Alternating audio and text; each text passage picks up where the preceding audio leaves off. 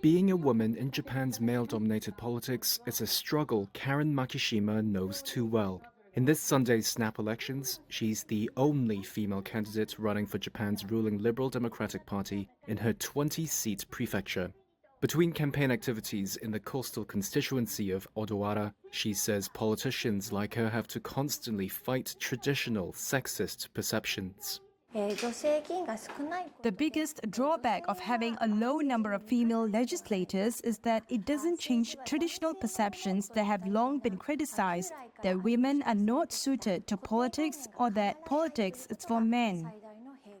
A record fifth of all election candidates this month are women, but Japan still has one of the widest gender gaps among lawmakers in the democratic world. Just 10% of its lower house lawmakers are women. That compares to an average of 30% in other G7 nations. Still, Makishima won her seat by a large margin in 2021 and remains hopeful for broader change. I think there has been a long-standing perception that we need candidates and politicians who are focused on politics 24 hours a day, 365 days a year, with very little room for other opinions for a very long time. However, we are embracing more different views on what politics should be like, so the candidates are also becoming more diverse. I think we are in such a transitional period. Japan has set a goal to have women take up 35% of lower house seats by 2025. It's a target the LDP and other parties will likely fail to hit. In Sunday's polls, only 16% of the LDP's candidates are women. Last year, the LDP promised to boost its own female representation in the lower house to 30% by 2033. Critics, such as the former defense chief Tomomi Inada, say the party needs more concrete measures, like a gender quota system. A week after newly anointed Prime Minister Shigeru Ishiba unveiled a new cabinet with only 2 women, Inada and other female lawmakers wrote to LDP leadership, saying the low number of women in parliament distorts democracy itself.